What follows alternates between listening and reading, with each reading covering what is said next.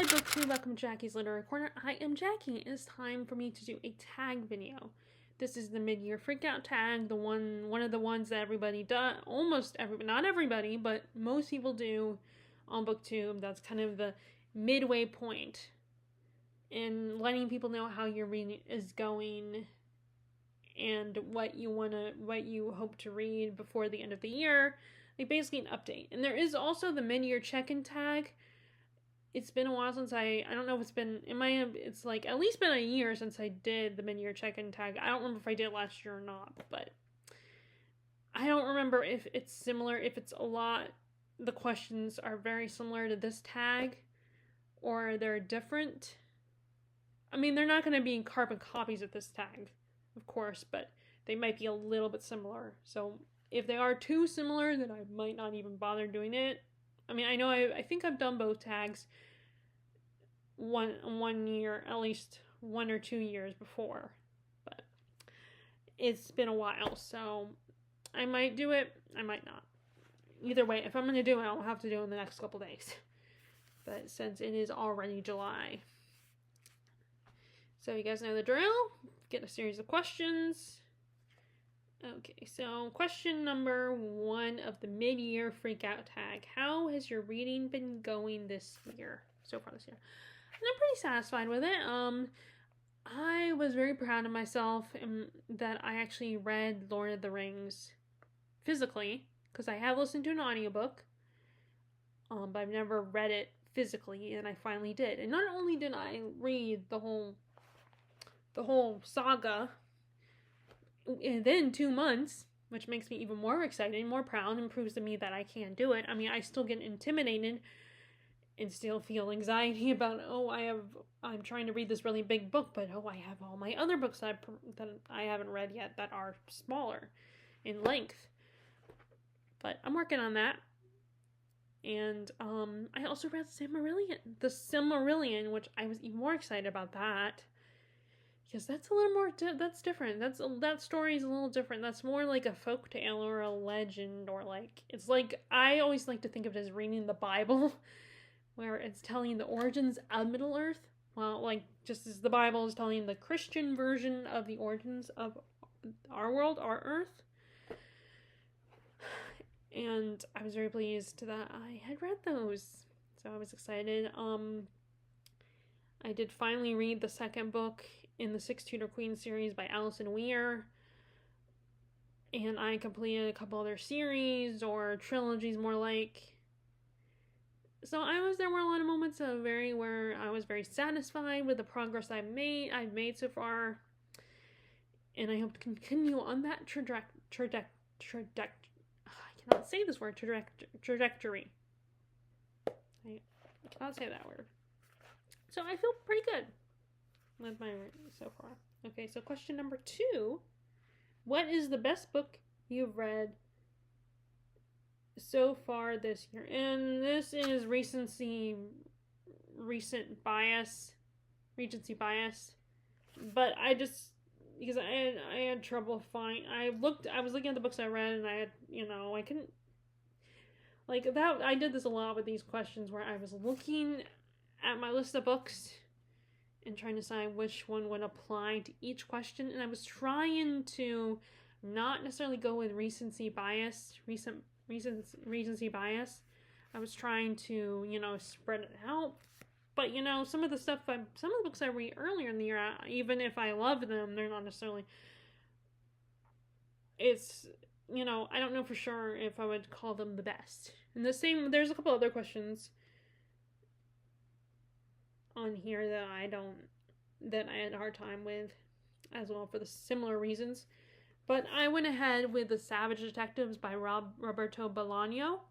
This was really good. It was very challenging to read. But it was really engaging. The author was writing fictionalized versions of this movement that he was a part of in Mexico, called the Visceral Realist movement. And it was just really cool. It definitely made me more interested in poetry, especially poetry that is from non-European parts of the world. And it was these two famous visceral realist poets went on the run, stole a white Impala from a friend, and had to go on the run and travel all across Europe. They went all across the whole world, and with this woman who was this woman who's trying to escape her pimp, and this other young man who wanted to be part of this movement. And the first part is his story and how he came in contact with the people that were part of the poets that were part of this movement, and also how. And then the second part is these two guys and traveling around the world and people's meeting, crossing paths with them and getting to know them and their brief encounters with them. And it's so interesting. And I mean, the middle part was kind of long, and there are probably parts of it that didn't necessarily need to be in there. But it was cool seeing all these different people's perspectives on these two guys and their encounters, and learning about what happened to these guys through these encounters. And just learning about this movement. It was very intriguing and inspiring, because I definitely wanted to know if these poets were real people, if this movement, and I think it was real. I mean, I'm not sure, but I do think it was, like I said, I think it was based on the author's real experiences. So that was The Savage Detectives by Roberto Bolaño. Okay, and I just realized I forgot to put an answer for the third question, which is the best sequel. Let's see. The series I've read so far. I mean, I really liked Anne from A King's Obsession. Anne Boleyn's story. That was a sequel to Catherine of Aragon, the One True Queen. Seeing how she came to be the woman that she was, the woman in King Henry's court who, seduced him, and he became obsessed with her. I mean, she was the very woman who, he decided to separate the church for her. He rejected Catherine. I mean, I should call her Catalina, because he's married two other Catherines. Catalina, and now it was partly because she wasn't giving him a son, and she was getting too much older, so that she couldn't produce any more children, sadly. And she's the mother of Queen Elizabeth. So it's interesting to see Alison Weir's take on this woman and her experiences and how she thought about the world. And in this story, she was very much, I think, a feminist, as close to a feminist as she could be in that time. And she was part of the French court and learned the womanly wiles of the how to be a seductive woman in the French court. And so I liked that one. I really, I liked, I mean, it's been a while since I've read The Wolf, but I do like The Spider and The Cuckoo, which are books 2 and 3. I read both of those. The Spider more in the winter, and then The Cuckoo in the spring. And let's see what other series. And of course, I read all three parts of Lord of the Rings. And of course, I mean, it's not technically a trilogy, because that's not how Tolkien wanted to publish it. And now there are versions of it that you can buy in the one big book, which is how Tolkien originally wanted it to be published. But his publisher was like, hell no, no one's going to want to read that. And now, Tolkien purists probably are like, no, it's not a trilogy, it's one big book. But it is published as 3 separate books, as well as one big one. But but I don't know if that's kind of, I guess since this is my first time physically reading, I can count it.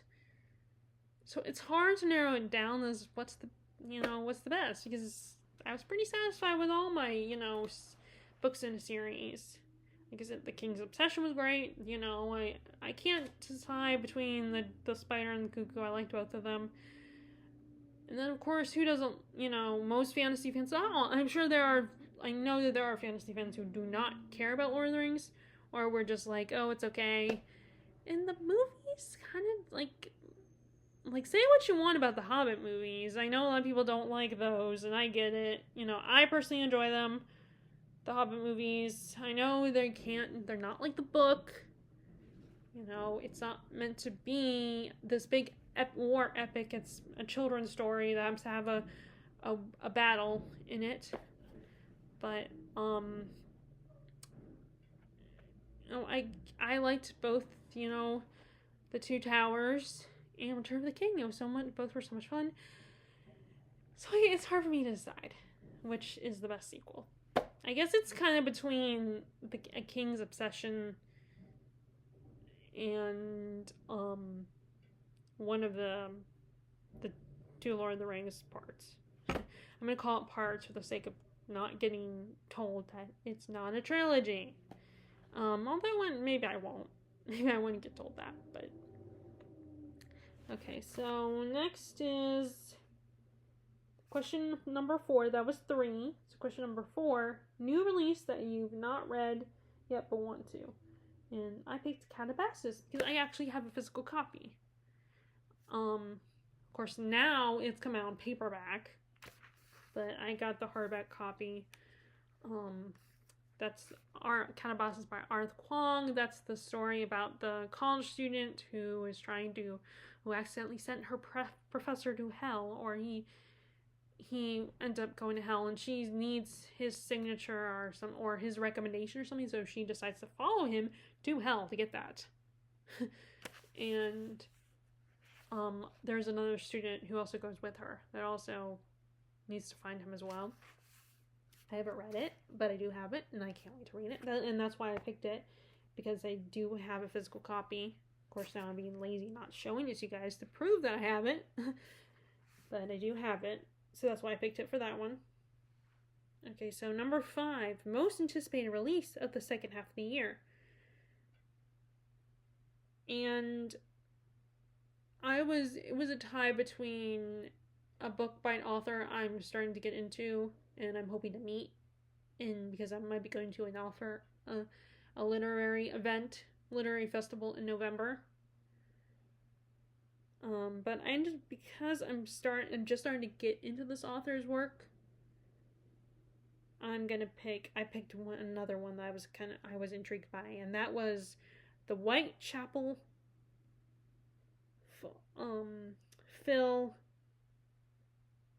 Full Moon. I can't even remember. Curse of Handmaiden. Full Moon Society by Elizabeth Delarziak. And this one has to do with Jack the Ripper and finding the Jack the Ripper and everything and that. I mean, I haven't read the 5 yet. I still want to, but I had earlier this year or at the end of last year, I don't remember, I listened to a podcast, the history podcast, talking about, they did an episode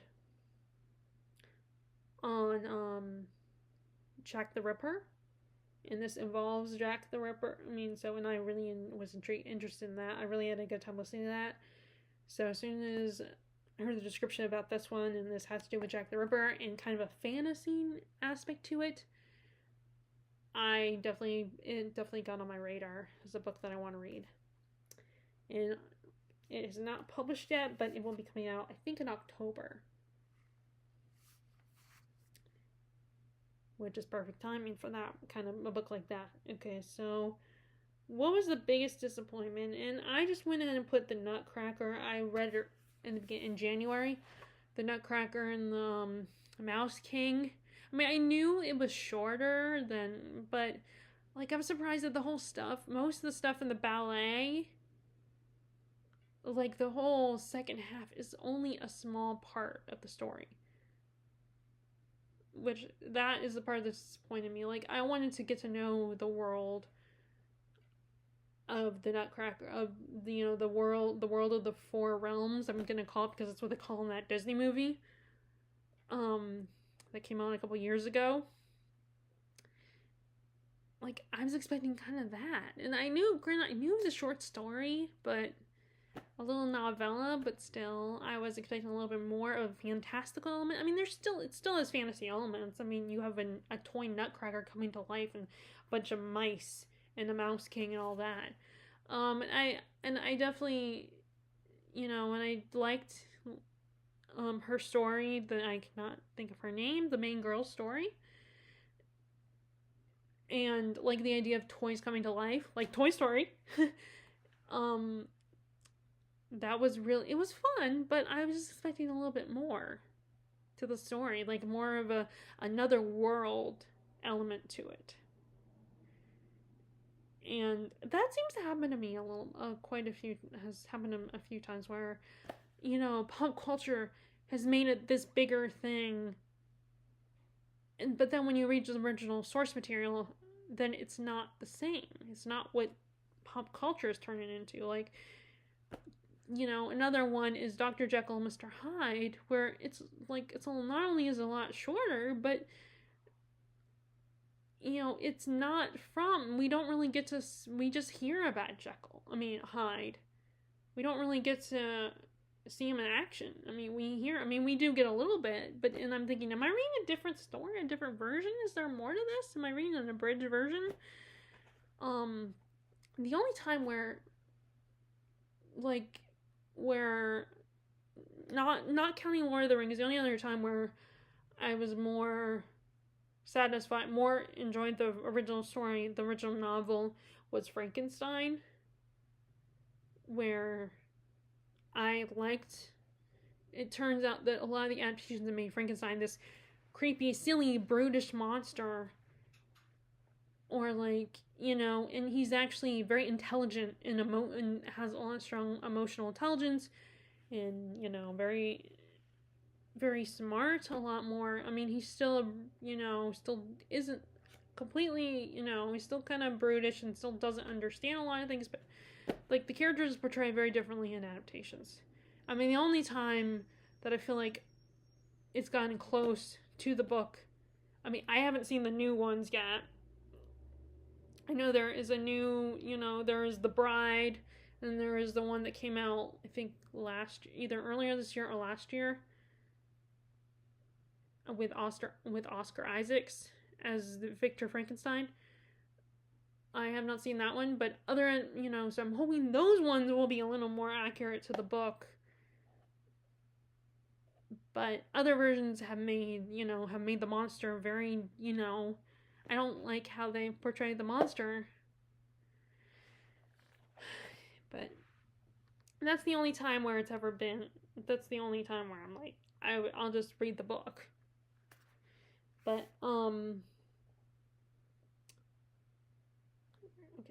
so where am I at? Okay, so, yeah, so the Nutcracker was my biggest disappointment.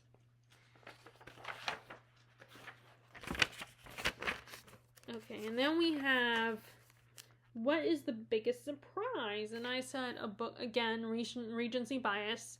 I said The Door by Magda Szobow. I don't know how to say her last name. I did a review on this book, so I'm not going to say a lot. But the dynamic between these two women, this older woman, Emirates, and the lady writer, is so interesting. Such an interesting dynamic, because like the Emirates has such power over the whole community, and this woman in particular, and but there's a love-hate relationship between the two of them. And there's respect, but there's also judgment. So one of the things I loved about the dynamic, and how we don't really know a lot about Emirates, we just get bits and pieces, and we can guess, we can speculate what her life was like. It's you know, it kind of has a bittersweet ending, is all I'm gonna say, and it's such a, like, you felt the tension and the frustration with the characters as you read it. But yeah, that I enjoyed that. I'm glad that I took the recommendation from Jen Jelinski. She's the one who shared that book as a book she would recommend for like Eastern European stories, novels.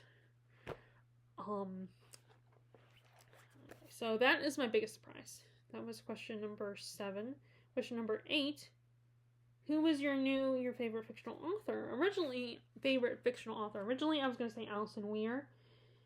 But then I just realized I gotta do, like, I can't say a lot about Alison Weir. I mean, she's a good writer. I like what she has to write, but, you know, a lot of people write about the kind of stuff that she writes, so it was hard for me to, I mean, this is not, you know, she's still good, you know, just, I don't have a lot to say about her, and I haven't read enough, probably, to really talk about her. I mean, this next author, the other author ends up settling on, I haven't read a lot of his work, but I've really enjoyed his writing.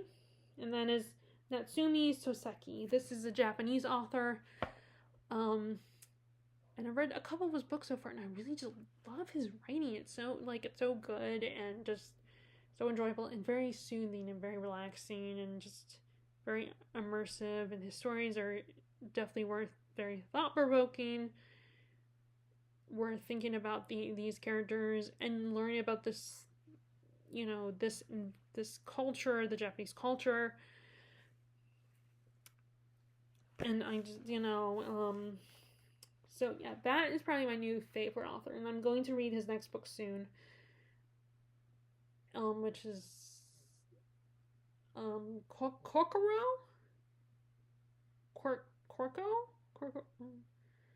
And then there's another one at the books, also by him, Bachan. I'm also going to read at some point. But if I get that one, because it's so small, I don't want to get it at Books A Million. I would rather get it, and I've never seen it at the Outpost Bookshop, so I probably have to look for it on, you know, on either thriftbooks.com or put it on my Amazon wishlist. Okay, and then question number 9. I always have trouble with this question. It's so hard, and sometimes I just pick answers of attractive characters, but this is fictional crush. I don't really have one. And then new favorite fictional character. Again, another one I had trouble with. I mean, I really like Pippin from Lord of the Rings. He's always been my favorite of the hobbits. I mean, I know everyone likes Sam, and I love Sam. He is a sweetheart. He's so loyal and good and kind. He's such a endearing character, but I kind of like Pippin, especially in Return of the King. He really comes into his own because he gets separated from Merry, and he has to figure out his own way and do his own thing, and he can't hide behind others because I feel like that's what he does. He's such an easygoing hobbit. He's playful, and, you know, he's very laid back. And he has to kind of learn to take care of himself and learn to, you know, do things on his own. So, and like I said, he comes into his own, I think, in Return of the King. I do, you know, even though, yes, he is annoying, I still kind of like Fitz. Which, I mean, again, I'm currently reading Royal Assassin.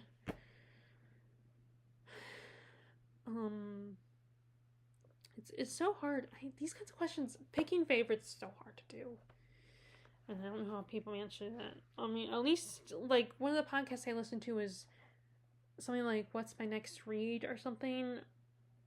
And the woman that hosts it, Anne Vogel, it's about helping people figure out what their next read is. And she, you know, you have to tell her a little bit about yourself and your story, your reading story, how you became the reader that you are, and the kind of books you like and what you don't like. And then you have to recommend 3 books that you love and then 1 book you don't love that didn't work for you.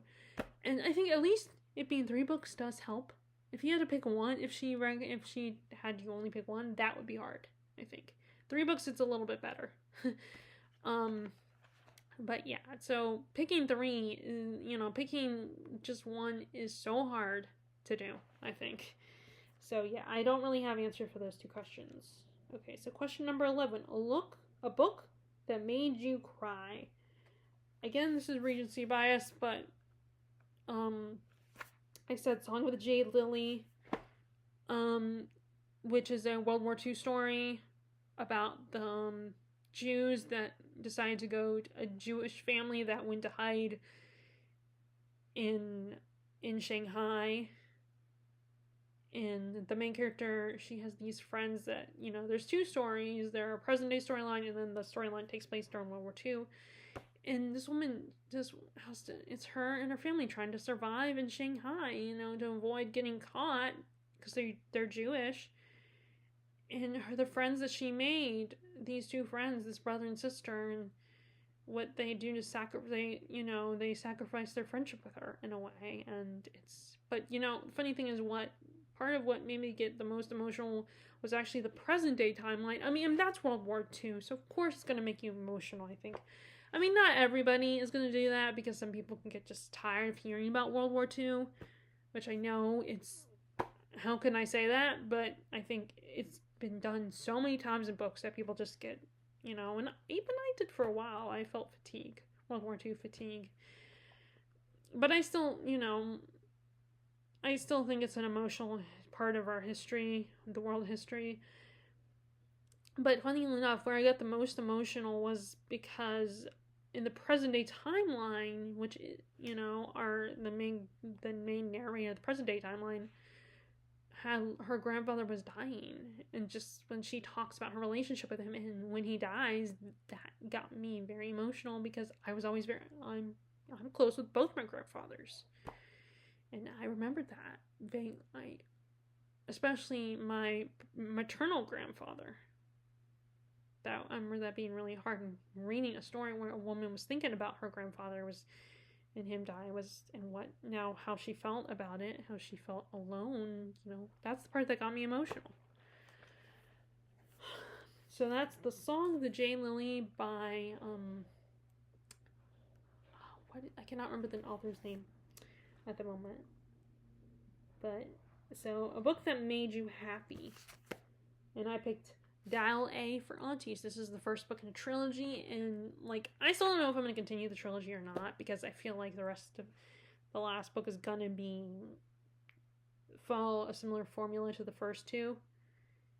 I mean, I might, because it's been so long since I've listened to the first two, so I could still enjoy it. But it's, it was so much fun and cozy and funny. It was this family, this Chinese-Indonesian family, and our main character and her mom and aunties they each have their own personalities. They really love and care about her, and they're just, it was such a joy to listen to. I mean, yes, I didn't physically read, I just listened to it, and it felt so warm and welcoming. This family of women felt so warm and welcoming, despite the crazy situation they found themselves in. In the antics of, trying to, deal with the conflict, without getting caught. And it's just, it was, like I said, it was so funny and endearing. And I did enjoy the first one. I did enjoy book 2, but it felt very similar to book 1. I mean, the situation was different, of course, but it followed a similar formula where they were trying to hide something, make sure, and worried about getting caught, and, trying to basically trying to cover up something, and, the dynamics between her mom and her aunties, and some of the situation was just so outrageous and so unbelievable, but it was still very entertaining, just like the first one. I mean, maybe now, since it's been a while, I might listen to the third one. I don't know. We'll see. But yeah, that is a book that made me happy. Dial A for Aunties by Jessie Q. Sutanto. She does have another book that's very different, though, coming out, or it already came out. I can't remember what it's called. But maybe I might look into it, But that's a book that made me happy. Dial A for Aunties. Okay, and again, this is another question I don't like. What is the most beautiful book you've bought? And I don't have one. I don't even remember it's not, I don't really think about, honestly, I'm not trying to be like, oh, I didn't think about looks. Because, yeah, I look at, there are certain covers I prefer over others because of how they look. But I don't have one that I consider like, oh, it's so beautiful. Like, and, you know, like I said, I'm not trying to be like, oh, I don't worry about that. You know, I get it. You know, I get the appeal of certain covers for books, especially what they do with classics. Like, I just love, I keep on seeing ads for the Folio Society editions, and oh my god, I want one of those so bad. Like, I want one of my favorite classics in in that edition. Like, you know, Jane Eyre, for instance, or even The Great Gatsby. You know, I mean, they just look so beautiful. And but I don't know if I bought any book that really stood out. I mean, I have bought a couple of books that had different covers because they were anniversary editions, like, oh, what is that one called? Dark Matter. It's over on my shelf over there. You can't, it's off screen, but that had kind of a cool cover.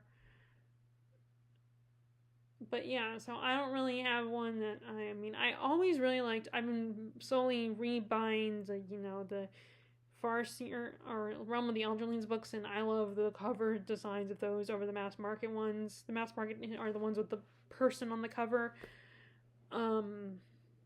Very 90s, 80s style covers, and I get the appeal in mass markets, and I don't think they should go away, by the way. Of course, it's too late now, I think. But I really like the covers of the regular trade paperbacks. Like, especially the Farseer ones, they look like, like a scroll, or not scroll, I can't remember, or parchment, or I don't know what it's called. But yeah, so and I've been slowly accumulating and rebuying those, but it's such a it's hard, there's nothing that really stands out. Okay, so what books do you need to read by the end of the year? Again, I'm like, this again is so hard to do because I don't know. I mean, there's books I want to read that are super long that I probably won't read by the end of the year. But I do want to binge Barbara Kingsolver's books because I'm hoping to meet her. Writers and Lovers by Lily King, so I can read her sequel book, but I'm waiting until that one comes out in paperback. She's an author I'm hoping to meet as well at this literary event in November. I do want to read another like at least books 2 and 3, possibly 4 now that I have it, from the Poldark series by Winston Graham. I'm hoping to finish the 6 Tudor Queens series, ideally by the end of the year. Sorry, again, I'm looking at my books. They're over there. Like, some of them are, I have like 4 shelves. I'm trying to think of there's a lot of series that I would like to at least finish my reread of the Farseer. And maybe get to the book 3 this summer of the Live Ship Traders series trilogy. There's some nonfiction that I would like to read this year. That maybe The Philosophy of Tolkien. I think that's what it's called. There is this one. It was very hard to pick from. I do now have Jean from Jean's Bookish Thoughts, her book, The Lady of the Lake, I think it's called. I would like to read that before the end of the year. But it's hard because I don't know what I'm gonna read. Like, I'm kind of a mood reader and kind of not. Like, I like the idea of planning, but then I overwhelm myself by picking too many books that I want to read. So I don't know what I'll read by the end of the year, but there are a lot. I'm willing to read at least another Stephen King book before the year's over. Ideally 2. But a lot of his books are chunkers. I don't know. I don't know. It's hard. It's, again, another hard question. I mean, this is why sometimes I don't want to do this tag, because some of the answers are hard to come up with. That was number 14. Question number 15, and this is the last one. Any plans for the rest of the year ahead? And there's a series I want to complete. I would love to read another tome before the end of the year, but I don't know if that will happen. I want to continue with my project on Filipino literature. And I'm continuing to try to get into, Greek mythology and Greek, all that kind of stuff. And I want to make some progress on the Realm of the Elderlings. Like, once I finish my reread of, then everyth's new. My reread of the Farseer trilogy, because that's the only one I've actually read. I mean, I've read Ship of Magic, of course, but it's gonna be a while before I reread that one. I want to read some nonfiction, and ideally, I would love to pick up the Walt Disney biography by Neil Gabler. Again, chunky book though. And I want to say I'll read some U.S. history this month, but I don't know if that will happen because it is the anniversary of the 250th anniversary, and then we're by the 4th. I don't have any. I mean, what I should have done is read some of this before July, and so that maybe by July 4th I would have something finished that is American history related.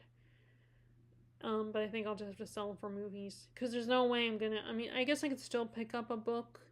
It's just I wouldn't have anything finished.